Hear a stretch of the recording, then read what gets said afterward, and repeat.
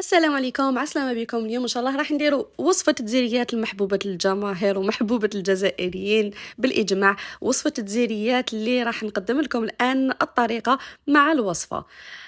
بسم الله وعلى بركة الله. راح نحطوا 3 كيلات فرينة، 3 كيلات فرينة ويكونوا مغربلين. هنايا انا كنت غربلتهم وحطيتهم مع بعض. درت 3 كيلات فرينة مغربلين، وعدنا تانيك بعد ما حطيتهم في لوبول نزيدوا عليهم قرصة تاع الملح. على بالكم بلي في العجائن لازم نديروا قرصة الملح، هذه هي. ونديروا لافاني باش تخرج لنا العجينة تاعنا منكهة وما تجيناش صامتة. هنا نخلطوا مليح النواشف تاعنا، نخلطوا 3 كيلات الفرينة مع قرصة الملح مع لافاني، نخلطوهم بيان ونروحوا نزيدوا عليهم السوائل. نبداو بالسمن. انا هنايا درت ماشي سمن، درت زبده التوريق، استعملت صالحه دايبه وبارده، سنيتها حتى بردت تماما، يعني معليش دافيه شويه. نخلطوا مليح حتى وين تحسوا بلي كامل زبده التوريق دخلت في كامل الحبيبات تاع الفرينه، يعني الفرينه تكون كامل تغلفت بالسمن. من الاحسن تخدموا بزوج يدين. انا توجور كي نكون نخدم في لا فيديو ما نكونش الاز، ماشي كيما كي نكون نخدم بلا لا فيديو. مليح كي تكونوا خدموا بزوج يدين حتى وين تحسوا بلي دخلتوا كامل زبده التوريق في لافارين ديالكم. بعد ما تحسوا باللي زبده التوريق دخلت في لافارين نزيدوا عليها كيلو، ما نزيدوش عليها كيلو، نزيدوا عليها نص كيلو تاع ماء وماء الزهر يكونوا دافيين. وخطرات تقدر ما تكفيكمش نص كيلو، اذا شتوها ما جمعت لكمش زيدوا عليها شويه ماء زهر، ما نزيدوش عليها بزاف باش ما تخرجناش طريه حتى وين ما نقدروش نتحكموا فيها كي نكونوا نديروا في القريص تاعنا. وما نديروش شويه باش من بعد ما تتجمعش في يدينا. فوالا هنا نفوت ندخل مليح هذيك نص كيلو تاعي ونسي نطم. تبان لكم ناشفه بصح هي ما راهيش ناشفه، حاولوا معها حتى وين تحسوا بلي خلاص راهي تشكلت عندكم، حتى تحسوا بلي راهي تشكلت عندكم الكره تاعكم كما راكم تشوفوا هنا متماسكه جدا، ما راهيش طريه بزاف وتانيك ماشي مليح تكون يابسه بزاف، يعني تكون متماسكه. هنا راني وجدتها باش نخبيها الغدوه ان شاء الله، باسكو على بالكم بلي الحلويات التقليديه كيما العرايش، القنيدلات، التزيريات، السليلات، هادو ما كامل يحبوا كي توجدوا العجينه تاعهم يا يريحوه 6 سوايع يتخلوهم، من الاحسن يباتوا قد ما يباتوا قد ما يعطوكم نتيجه افضل. هذه هي الطريقه. اذا كنا نحبوا نديروا الوصفه التقليديه على حقيقتها هكا الوصفه التقليديه. دوكا نروحوا الوصفه تاع الشربات ديالنا اللي رايحين نعسلوا فيه التزيريات ديالنا. بالنسبة للشربات عندنا ريتلا ما، من الأحسن يكون ماء معدني. ريتلا ما، فوق الريتلا ما هذه وفي نفس الوقت نديرو فوقو كيلو تاع السكر، يعني نخلطوا الماء والسكر نديروهم في نفس الوقت كما راكم تشوفوا هنايا. الكيلو فرغتو كامل والريتلا فرغتها تانيك كاملة، ونديرو عليها برج القارص كيما برج قارص كيما نديرو في كامل الشربات. هذه هي. هنا نخلط مليح حتى وين نشوفوا بلي دابنا السكر يعني بعد ما يغلي كي تشوفوه غلا نحسبوا 4 ساعة نطفيو عليه، نزيدوه كيما شتو انا درت نص كيلو عسل وفنجال تاع المزهر ونخلط، يعني نحيت من النار باش درت العسل ودرت المزهر. دوكا ننتقلوا لوصفة الحشو. بالنسبة للحشو راح نسحقوا 500 غرام لوز ابيض ونرحوه مليح كيما راكم تشوفوا هنا كيما الطعام ولا شويه رقيق طعام ماشي بودغ. عندي 250 غرام سكر نرحيها مليح، سكر ماشي سكر ناعم، سكر ونرحيها مليح. قلنا 250 غرام سكر ونرحيها مليح. هذاك السكر راح يعطيكم الخفه وتاني يدوب لكم وما راحش تحسوا به كي تكونوا تاكلوا في الحبات تاع الزيريات، يعني يمد لكم الخفه و راح يتعسل لكم بالخف داخل الزيريات، راح يخرجوا لكم معسلين ديجا تكونوا مازال ما طابوش هم يكونوا معسلين.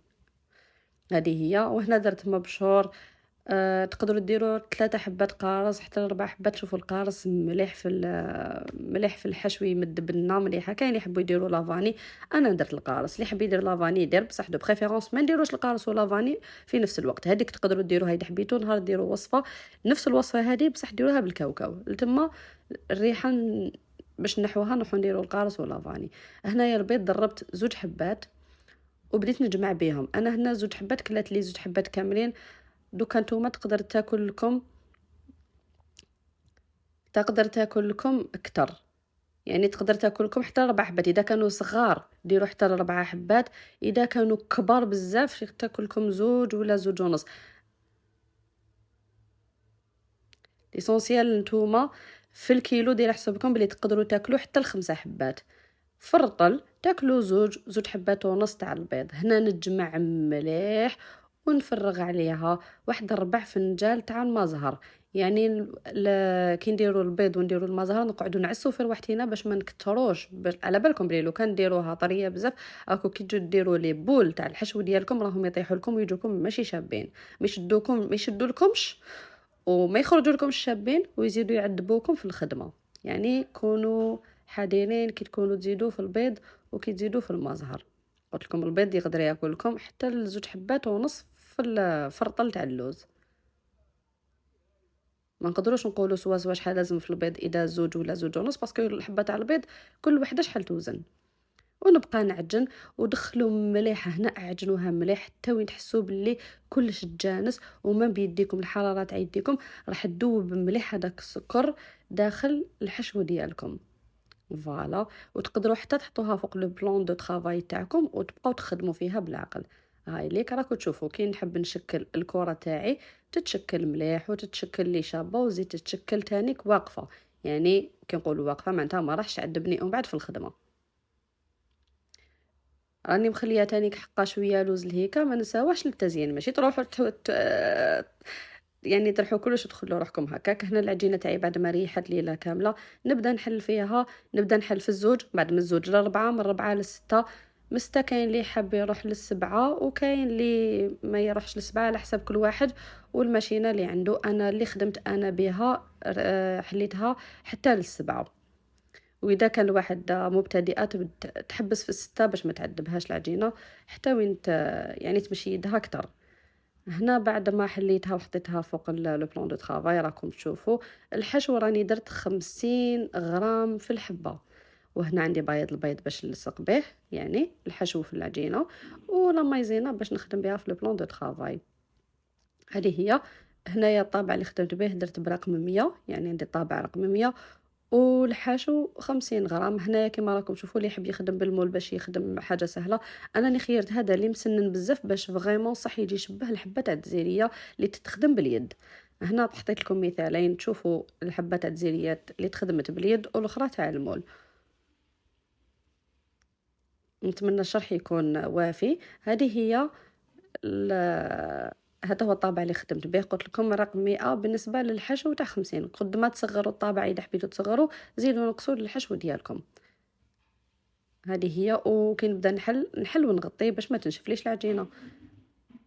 هاي ليك. هنا راني كنت حليت شويه حبات. هنا نحكم ندير فيه البيض، ما تكثروش الفوق فيهم البيض حتى تعذبكم. لو كنديروا البيض تاع البيض يعني ديروا شويه في كامل الجوانب. ونبدا نحكم الكوردون ولا ماذا بكم طارق تاع الشوا، باسكو الكوردون خطرات يتقب سورتو الواحد اذا كان مازال الا ماشي موالف يخدمهم فوالا يخدم بتاع الشواء.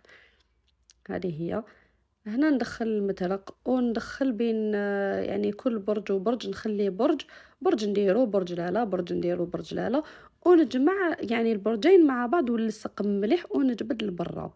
هذه هي. وكي نكمل نقرصهم كامل نبدا نتحف فيهم ونسقم. انا الله غالب هنا ما هيش تبان باسكو كنت مركزه على الخدمه، ما كنتش مركزه على لا كاميرا اذا راهي تحكم ولا ما راهيش تحكم. هاي ليك. فوالا.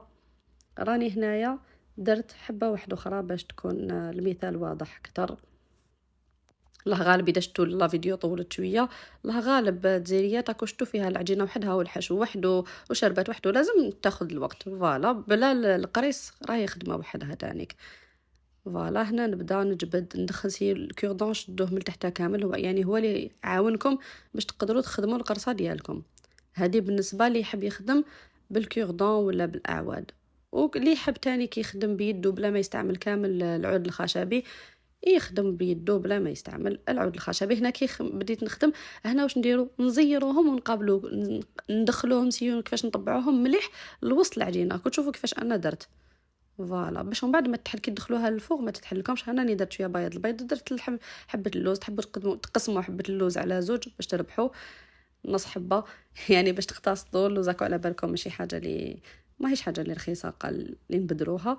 فوالا هنا راح ندير لكم مثال تاع حبه واحده اخرى اللي راح نخدمها قدامكم تاني باش تشوفوا طريقه كيفاش موضحه.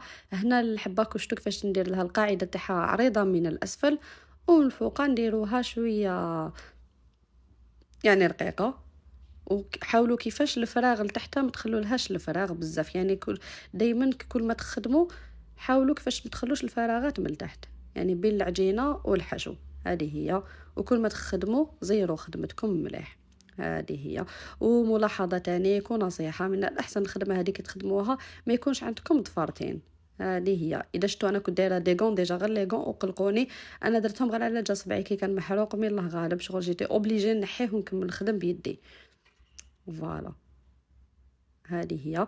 دوكا ان شاء الله راح ندير معاكم يعني انوتخ موديل اللي راح نخدمه بيدي. كاين الناس اللي تحب يعني اذا خدمتوا 4-5 حبات وكنتوا هذاك وين بديتوا ومن بعد تحسوا بلي يديكم بدات تمشي سيو كيفاش تولوا تخدموا. اللي يحب يخدم يتعلم يخدم بالكوردون، يخدم بالقريص اليد بلا ما يستعمل الكوردون، يخدم بالمول، يتعلمهم كامل وبعد الطريقه اللي راهو يحس روحه هي اللي راهي تمشي له اكثر في يدو هي اللي يديرها. والطريقه اللي يحب الناس اذا كنتي تخدمي لي كوموندو كامل شوفي لا كليونط تاعك هي واش تحب. خاطر كاين تقول لك معليش بالمول، كاين اللي ما يحبوش المول تقول لك انا نحب طريقه تاع زمان.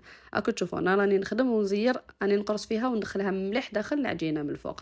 كاين الحق لجهه الكره هذيك اللي راهي تبان من الفوق نزير وندخل داخل العجينه. ندير بياض البيض من الفوق ونحكم حبه اللوز ديالي ولا الكاوكاو ولا الحاجه اللي كنتو درتوها داخل الحشو. هنا حنوري لكم طريقه تاع المول. هنا شفنا صافي 3 طرق. الطريقه الاخيره والثالثه والاخيره هي هذه اللي راكم تشوفوا فيها تاع المول. تكون الحبه يعني العجينه درت لها مايزينا من تحت باش ما تلصقليش باش كي نجي نديموليها تجيني سهله. نحي هذاك الزائد تاع العجينه. نحكم البيض وبانسو بدا بكم يكون هكا بانسو رقيق ومش بزاف البيض. هذه هي. وندخلوا به العجينه داخل المول ونحكم نفس الميزان 50 حبه. وهنا كنت تشوفوا الطابع هذا يتباع ماشي غالي 20,000 تلقاو 5 ولا 6 لي موديل داخلو. هذه هي. وغير تعبزوها تطبع يعني هذه سهله بزاف وما راحش تعبكم كامل تاع الطابع. هذه هي الحبه كما راكم تشوفوا الحبات اللي خدمتهم بيدي هذا مكان. وكل واحد يشوف الطريقه اللي تساعده يخدم بها. انا حاولت نوري لكم كامل الطرق. هنا راني نثقب فيهم بالكوردون ولا كما قلت لكم اي اعواد خشبيه. فوالا هنايا هذه حاجه مليحه لو كنديروها تثقبوهم لازم تثقبوهم من تحت تدخلوهم يطيبوا. ما قدرتش نعطيكم وقت الطياب باسكو كل واحد والفوق تاعو. كان يطيب في لاكويزينيير، كان يطيب في الفوق، كاين اللي عندها فونتيلي، كاين اللي ما عندهاش فونتيلي. المهم تفوت نص ساعه في الطياب وما ديروهاش قويه بزاف باش ما تترتق لكمش وطيب لكم مليح. هذه هي ما تقويولهاش بزاف النار. هذه هي. واللي درتهم في الاخر دخلتهم بيهم بالمول تاعهم امبوسيبل يتنحاو لكم يتنحاو لكم بلا ما تدخلوهم في الشربات تاعكم. راني نهضر على اللي درتهم في الحديد دخلوهم هكذاك وبعد كي تخرجوهم يخرجوا بالخف. هذه هي. ونخليهم مليح يشربوا هذاك الشربات ديالكم. خلوهم من 4 ساعات حتى 20 دقيقه ولا حبيتوا كتر خلوهم كتر. راكم تشوفوا هنايا يشربوا لكم الشربات ديالكم. هذه هي. انا هنا درتهم في دي كيسات غير هكاك فوق لي كيسات وشغل خليتهم قبل ما قطرتهم باش ما مداخل لي كيسات اللي درتهم كي يزيدوا يقعدوا كتشوفوا شحال خليتهم غارقين في العسل ديالهم.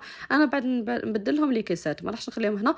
مي اذا حبيتوا تاني ديروهم داخل صينيه شويه صغيره وتخلوا لهم شويه شربات من تحت تقدروا تانيك باش ديك الليله ولا يزيدوا يتعسلوا مليح يشربوا من هذوك الفتحات اللي درناهم.